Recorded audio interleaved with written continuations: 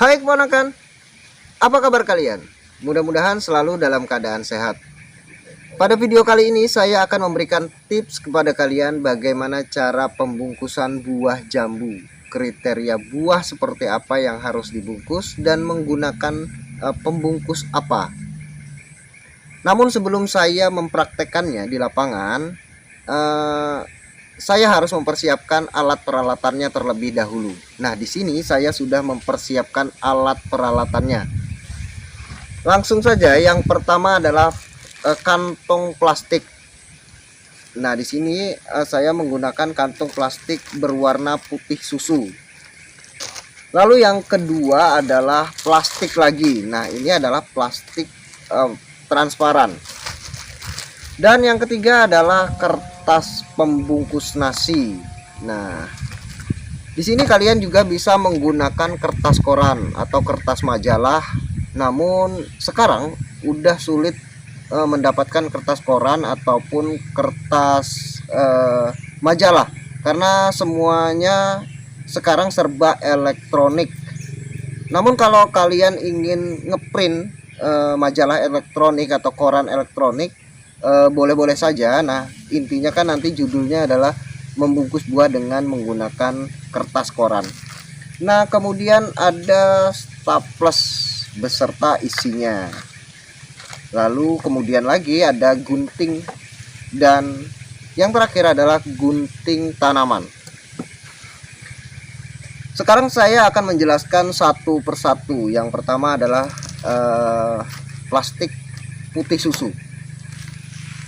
Di sini saya menggunakan plastik merek Kalong ya. Nah, kalaupun nggak ada merek Kalong di tempat kalian, kalian bisa mencarinya merek lain lah, merek Wayang kah, merek kayak ini Daniel, ataupun merek apapun lah.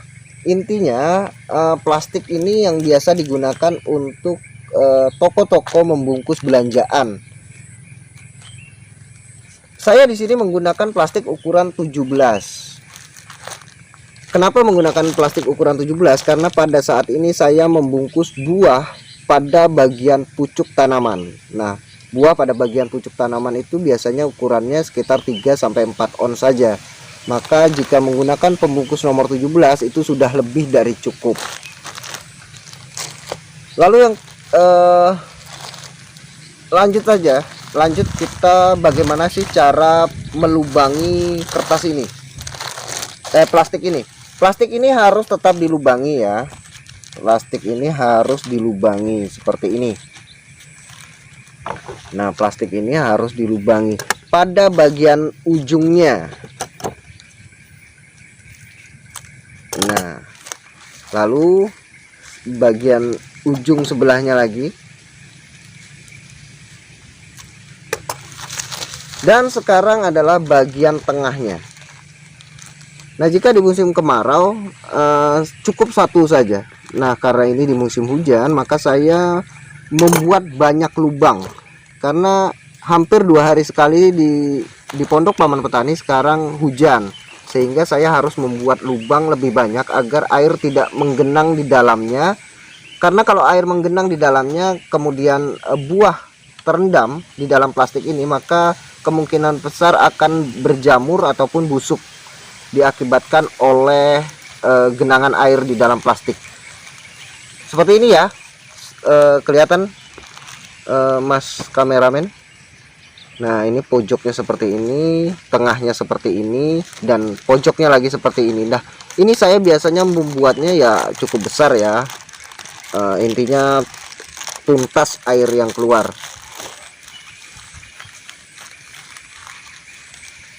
Dan yang kedua, saya menggunakan plastik transparan di sini. Nah, plastik transparan ini harus dijodohkan atau dikombinasikan dengan kertas pembungkus nasi ini. Nah, ini masih sama, plastiknya itu ujungnya digunting seperti ini. Tujuannya masih sama, agar air itu keluar tuntas, tidak menggenang di dalam plastik. Nah, ini kita gunting seperti ini. Lihat ya. Nah, seperti ini. Nah, ini seperti ini dan seperti ini. Dan yang terakhir kita akan memotong kertasnya.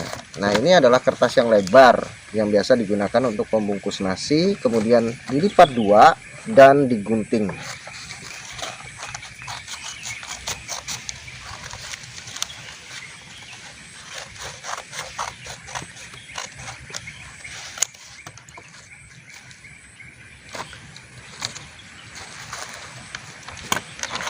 Dalam pembungkusan, bagian yang ada plastiknya, lapisan plastik ini itu di bagian dalam. Nah, caranya adalah seperti ini. Kita lipat lagi dua, lalu bagian ujungnya kita staples seperti ini, dan bagian yang terbuka ini kita tutup lagi seperti ini. Jelas, Mas kameramen? Nah, seperti ini. Nah, ini ya. Oke. Kenapa kita melakukan ini? Nah, ini sebenarnya lebih baiknya dilakukan di rumah pada malam harinya. Nah, ini biasa saya lakukan penyantaplesan ini itu pada malam hari sambil senda gurau bersama keluarga di rumah. Dan ini adalah hasil staplesan tadi malam. Nah, ini seperti ini. Atau perlu saya ulang sekali lagi? Ini saya ulang nih, tujuannya bukan biar kalian mengerti ya, namun agar durasi tontonnya dapat banyak. Nah, seperti itu. Nah, sekarang saya akan menjelaskan mengapa saya menggunakan plastik berwarna putih susu dan menggunakan yang kedua menggunakan plastik transparan dan kertas pembungkus nasi ini. Saya menggunakan plastik transparan ini karena saat ini saya sedang mengejar kuantitas, bukan mengejar kualitas. Nah, pasarnya saat ini saya mengejar ke penjual rujak. Sudah saya jelaskan sebelumnya bahwasanya penjual rujak tidak peduli dengan tampilan buah. Intinya buah tidak busuk. Maka dengan penggunaan plastik putih susu ini itu sudah memenuhi syarat untuk mendapatkan buah yang diinginkan oleh penjual rujak. Dan ini juga pembiayaannya nggak dua kali lipat ya. Kalau ini kan adalah pembiayaan kertas dan kemudian lamanya pengerjaan. Nah, kalau ini simple, hanya sekali bungkus. Kalau ini kan harus dibungkus lagi buahnya dengan ini dan dibungkus lagi dengan ini, maka ada double pekerjaan di sana. Mengapa saya menggunakan yang kedua ini? Nah, biasanya di Pondok Paman Petani itu selalu ada tamu. Nah, jika saya menjual buah yang menggunakan plastik ini agak kurang menarik sih, karena dia untuk dikonsumsi ya, dikonsumsi secara langsung. Maka dengan penggunaan kertas ini itu tampilan buah lebih menarik, lebih bersih. Untuk bintik-bintik hitam pada buah itu kurang. Nah, makanya saya menggunakan ini juga, tujuannya untuk menjual kepada pengunjung yang datang. Lalu kenapa saya tidak menggunakan foam net? Nah, untuk foam net sendiri sebenarnya harus dikombinasikan dengan penanggulangan hamanya. Jika kita tidak mumpuni dalam penanggulangan hama, maka akan mengeluarkan banyak biaya. Nah, untuk satu potong foam net aja itu bisa Rp1.500. Nah, jika tidak dikombinasikan dengan penanggulangan hama yang mumpuni, nah kalau saya sih mumpuni ya, cuman karena pasar saya sekarang itu penjual rujak. Nah, itu akan terbuang banyak nantinya. Nah, foam net itu akan terbuang banyak, sehingga jika kita menggunakan ini saja itu bisa menjualnya 25.000 ke atas. Nah, kenapa harus menggunakan foam net? Dan jika kita menggunakan ini, kita bisa menggunakan foam netnya nanti setelah penyortiran, namun pembungkusannya tetap menggunakan ini.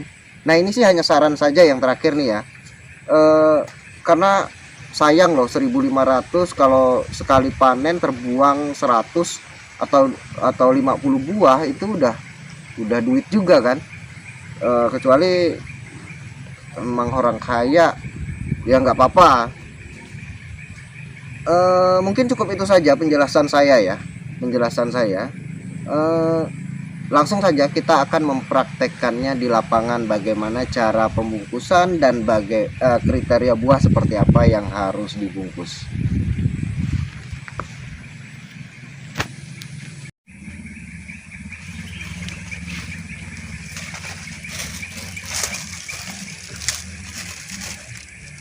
Dan keponakan, sekarang saya akan melakukan atau mempraktekkan bagaimana cara pembungkusan buah ini.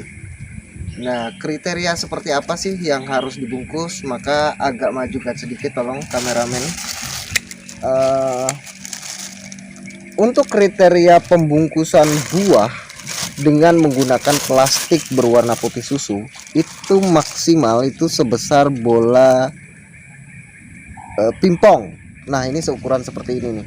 Ini sama persis dengan ukuran bola pingpong.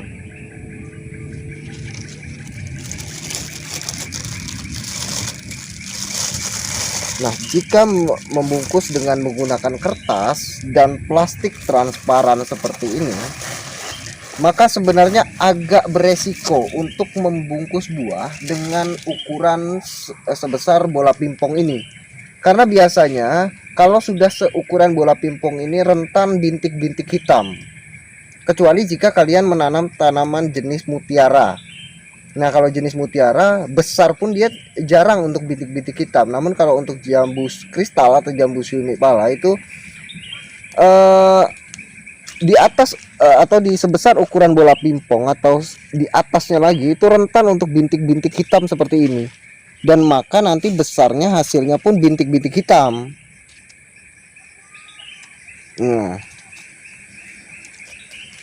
Nah, kalau kita menggunakan kertas, nah itu ukurannya di bawah bola pingpong seperti ini ya. Nah, ini seperti ini. Nah, ini kemungkinan besar buahnya masih mulus ya, belum ada bintik-bintik hitamnya itu kan. Mungkin kelihatan masih bersih, bagus. Nah, ini jika kita menggunakan kertas ini. Nah, langsung saja. Di sini saya menggunakan plastik putih karena ini buah saya anggap sudah terlalu besar dan banyak bintik-bintik hitamnya. Maka saya membungkusnya dengan ini saja.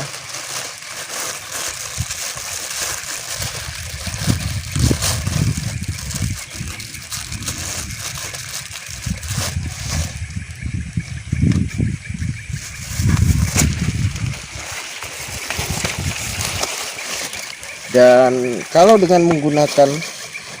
lalu yang kedua, jika kita menggunakan kertas seperti ini, maka caranya setelah kita melakukan penstaplesan pada bagian pinggirnya dan kita bentuk seperti ini, maka kita tinggal masukkan saja seperti ini. Nah, ini juga mempercepat pekerjaan saat kita melakukan pembungkusan. Nah, seperti ini. Lalu kita susul dengan pembungkusan dengan menggunakan plastik transparan. Nah, saya lupa tadi untuk memberitahu kalian bahwa plastik transparan yang saya gunakan untuk pembungkusan dengan menggunakan plastik transparan adalah plastik ukuran 19 dan 20. Oke.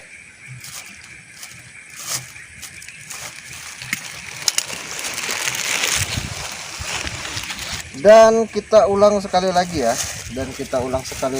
Untuk menggunakan plastik putih susu. Nah, ini kita lakukan pembungkusan pada buah ukuran kurang lebihnya sebesar jempol kaki. Nah, setelah melakukan pembungkusan seperti ini, maka buah atau pucuknya itu kita buang. Tujuannya agar buah lebih cepat membesar.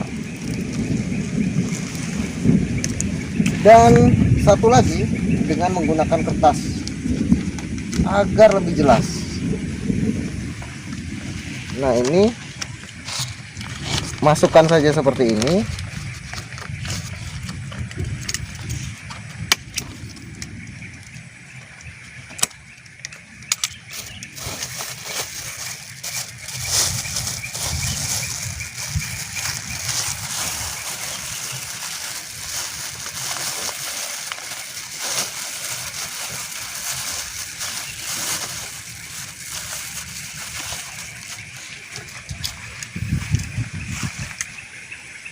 Dan mungkin cukup itu saja yang bisa saya sampaikan pada hari ini. Mudah-mudahan kalian paham dengan ilustrasi yang saya lakukan. Dan setelah ini mudah-mudahan tidak ada lagi yang bertanya. Karena kalau jika ada yang bertanya, otomatis saya akan membuatkannya lagi. Kalau saya membuatkannya lagi, maka saya harus merangkai kata-katanya lagi. Maka tolonglah jangan ditanyakan lagi tentang bagaimana cara pembungkusan buah jambu ini. Mungkin cukup itu saja yang bisa saya sampaikan pada hari ini. Mudah-mudahan apa yang saya sampaikan ini bermanfaat. Saya Adi Sulaksono, sampai jumpa.